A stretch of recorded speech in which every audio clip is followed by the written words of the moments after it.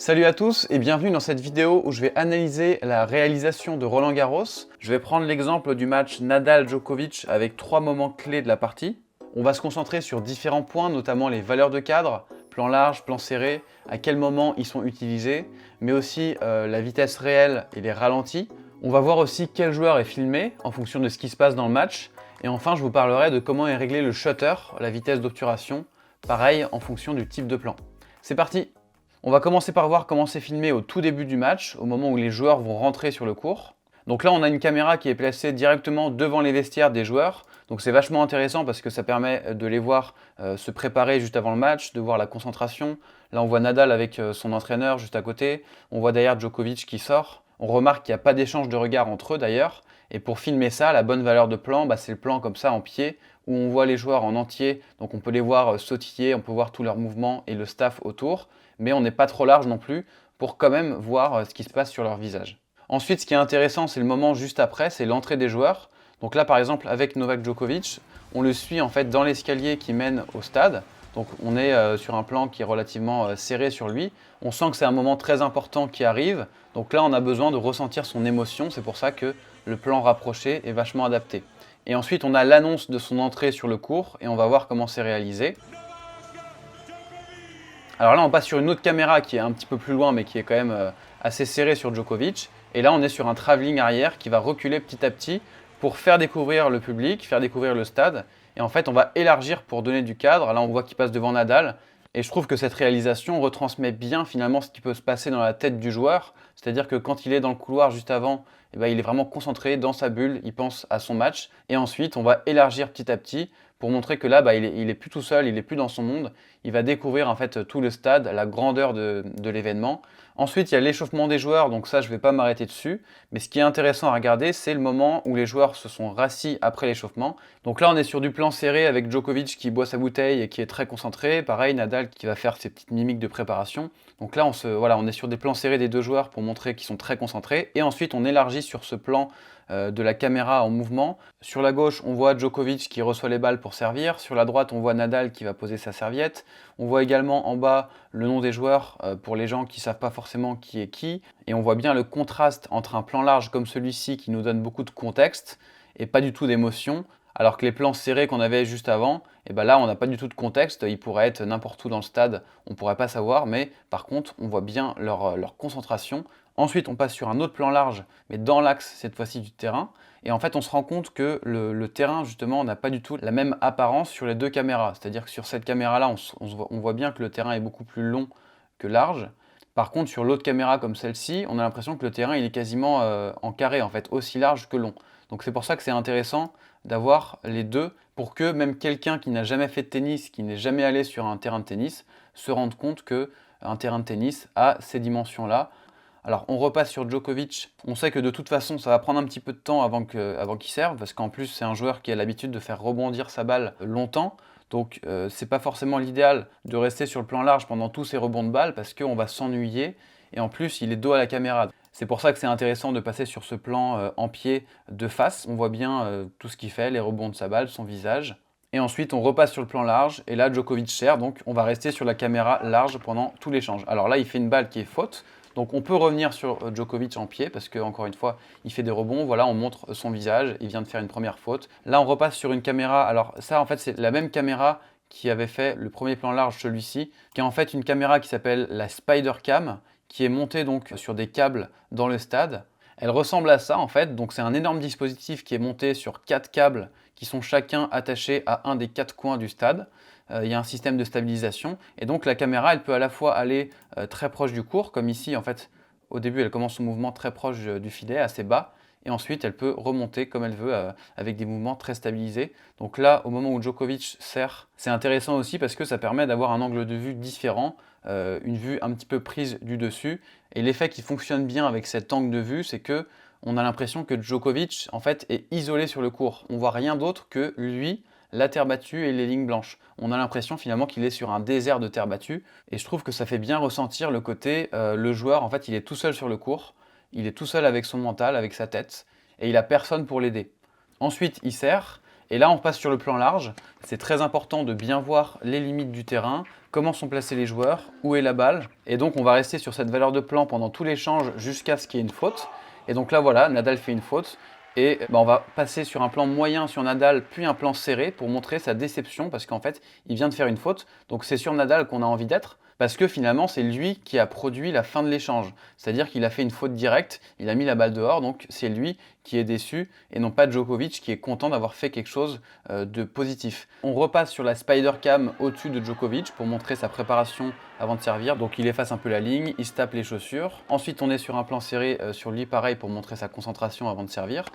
Il fait son service et là, pareil, on reste sur le plan large pendant toute la durée du point. Alors vous voyez que le plan large, c'est un plan qui est à peu près fixe, mais il y a quand même des petits mouvements. Au début du point, au moment du service, la caméra est bien centrée, mais par contre, si je mets ma souris ici au niveau des lignes, on va se rendre compte qu'il y a quand même des petits mouvements de caméra qui vont suivre un petit peu en droite-gauche et au bas, c'est-à-dire que là, la caméra va un peu en bas parce que Djokovic, il a reculé. S'il va vers la gauche, voilà, la caméra se décale un peu à gauche. En fait, en fonction du mouvement des joueurs, la caméra va quand même suivre légèrement, là voilà, elle va quand même pas mal à gauche et en bas, là elle va un peu plus à droite, parce que si la caméra reste tout le temps centrée, on risque d'avoir des joueurs trop décentrés par rapport au cadre, et surtout ça permet de donner aussi une dynamique, un petit peu comme si on était dans les tribunes du stade finalement, et qu'on regardait un petit peu plus à droite, un petit peu plus à gauche. Donc ça, c'est pour le tout début de la rencontre. Alors je vais avancer un petit peu dans le match pour vous montrer d'autres choses.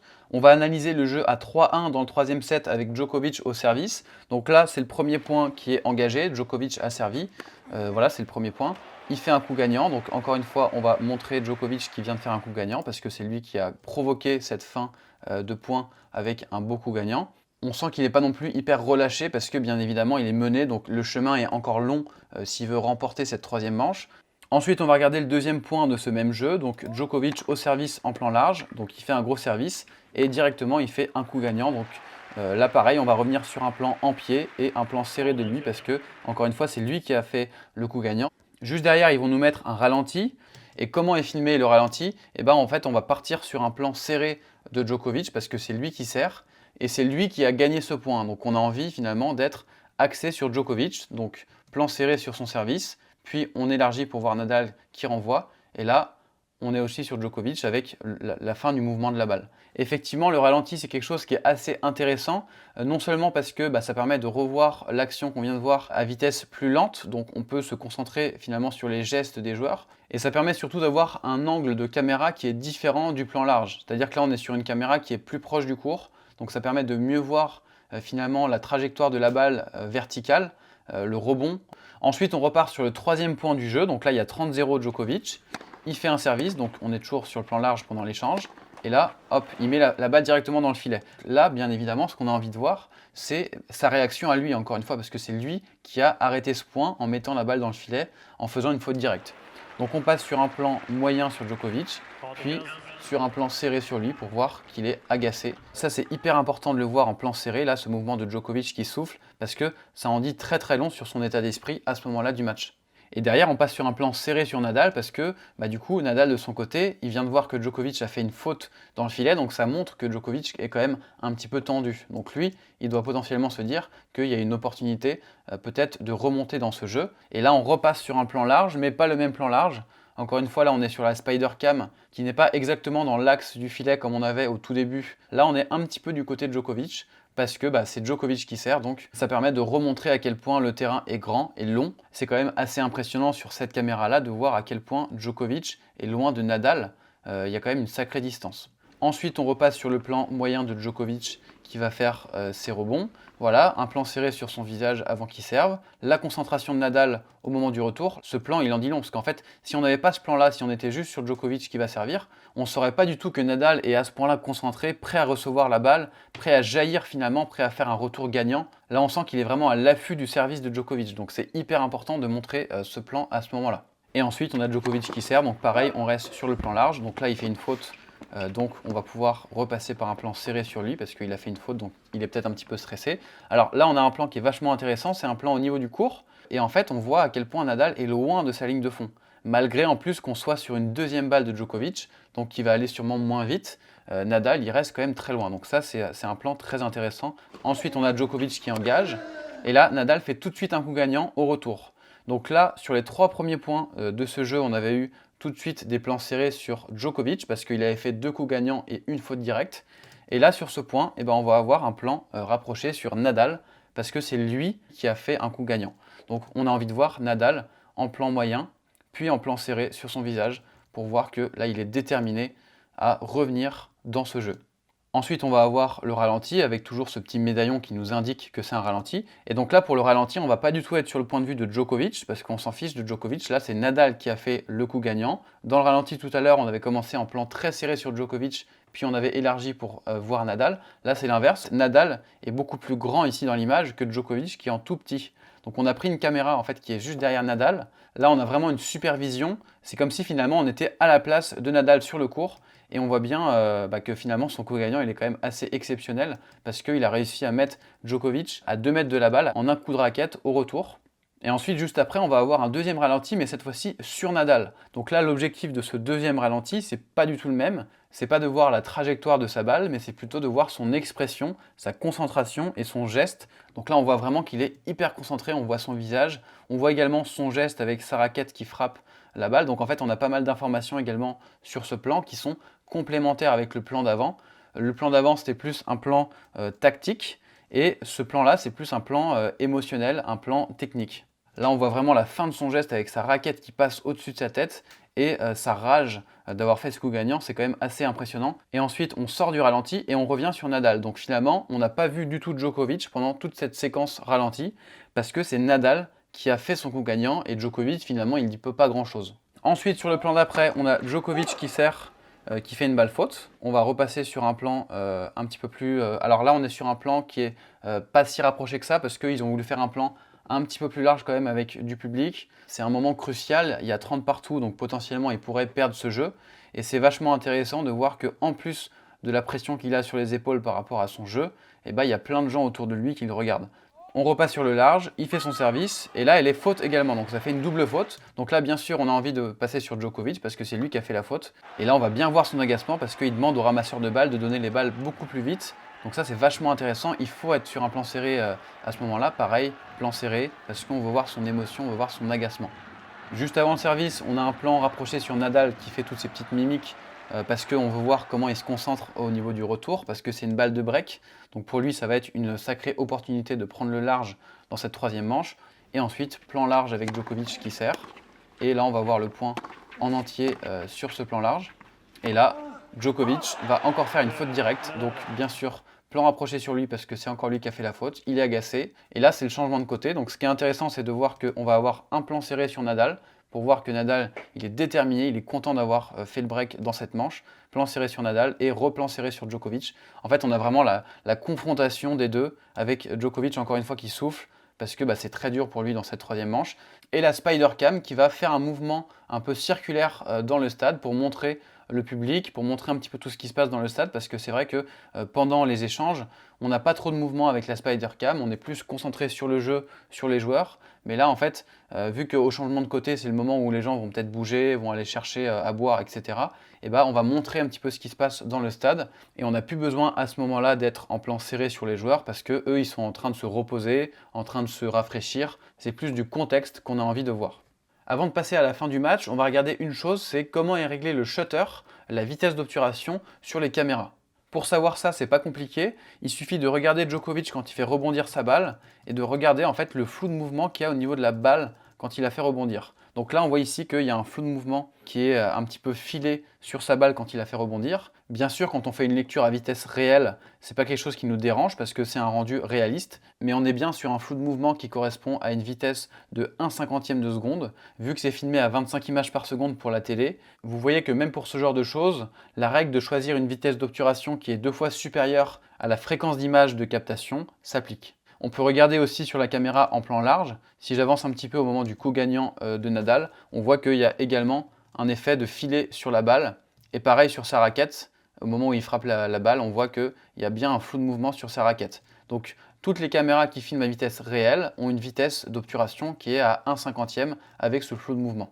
Après, pour ce qui est des ralentis, ça dépend. Je pense qu'il y a certaines caméras qui sont prévues à la fois pour de la vitesse réelle ou du ralenti. Dans ce cas-là, elles sont réglées également à 1/50e. Donc par exemple, le ralenti qu'on a vu sur le service de Djokovic, si on met une pause ici, on se rend compte qu'il y a aussi un effet de flou de mouvement sur la balle. Donc on se rend compte que voilà, on est bien sur du 1/50e. Par contre, si on prend le coup gagnant de Nadal, qui est filmé au ralenti également un petit peu plus tard, là on se rend compte qu'on n'a quasiment pas de flou de mouvement. On a un flou de mouvement mais qui est très très léger au niveau de sa frappe. Ici, c'est le moment où sa raquette va le plus vite et elle est légèrement floue mais très peu. Donc ça veut dire que si on était à 1/50e, elle serait complètement floue, sa raquette. Ce qu'il faut comprendre avec les ralentis, c'est qu'on est sur un effet qui est contemplatif. C'est-à-dire qu'on a envie de pouvoir observer le moindre détail de l'image. Et là justement, on n'a pas envie d'avoir de flou de mouvement, on veut que tout soit bien net. Donc idéalement, il faudrait que le shutter soit très élevé pour supprimer complètement le flou de mouvement. Par exemple, un 4 millième de seconde, un 8 millième de seconde. Mais le problème, c'est que plus on augmente le shutter, plus ça baisse l'exposition. Donc dans des conditions comme ce match-là qui a été filmé le soir, on ne pourra pas monter le shutter trop haut parce qu'on n'a pas suffisamment de lumière. C'est pour ça qu'ici, ils l'ont peut-être mis à 1/500e, 1 millième. Mais si le match avait été filmé en pleine journée avec du soleil, ils auraient sûrement pu encore augmenter la vitesse du shutter. Et bien sûr, ces images au ralenti ne sont pas filmées à 25 images par seconde parce qu'il faut pouvoir les ralentir. Donc je pense qu'on a au moins 100, 200, voire beaucoup plus d'images par seconde sur ces caméras-là. Pour finir cette vidéo, on va regarder ce qui se passe au moment de la balle de match. Donc il faut savoir qu'on est dans le tie-break du 4e set, que Nadal menait 6-1, donc Djokovic a déjà sauvé 3 balles de match. Donc c'est un moment qui est assez tendu. Donc là on alterne entre des plans en pied et des plans serrés sur lui, mais on veut vraiment être sur Nadal parce que là c'est vraiment pour lui que c'est très très important comme moment. Le plan de la Spider Cam qui va montrer que Nadal finalement est tout seul sur le court. Et là on passe sur le plan large pour la balle de match. Donc là on reste sur le plan large parce qu'on a vraiment envie de voir tactiquement comment ça se passe. On a un échange qui dure pas mal de temps. Et à la fin on a Nadal qui fait un coup gagnant et qui remporte le match. Donc forcément tout de suite on passe sur lui en plan en pied et en plan serré. On garde toujours la même logique d'aller petit à petit vers du plus en plus serré pour voir son émotion, sa joie. Là, on a vraiment envie d'être centré sur lui. Ensuite, on a le public qui le félicite parce que ça a été un super match. Ensuite, on revient sur la Spider Cam qui montre la poignée de main. Et là, on repasse sur Nadal parce qu'encore une fois, c'est lui qui allait chercher ce match. Il n'était pas du tout favori face à Djokovic. Donc, on a avant tout envie de voir la joie de Nadal. Là, on a un plan serré sur son coach, donc c'est vachement intéressant parce que ça montre également l'émotion de son coach, la joie de son coach. C'est vraiment le moment le plus intense en émotion du match, donc il faut absolument être en plan serré sur le joueur qui est ému. Et ensuite, on repasse sur le plan du dessus pour montrer finalement Nadal sur sa terre battue. Mais là, c'est plus le sens, il est seul sur le court à devoir remporter le match. Là, c'est plutôt, bah voilà, là, il marche sur ses terres, quoi. Donc là, c'est Djokovic qui sort du court. Alors bien sûr, on voit le public qui l'applaudit.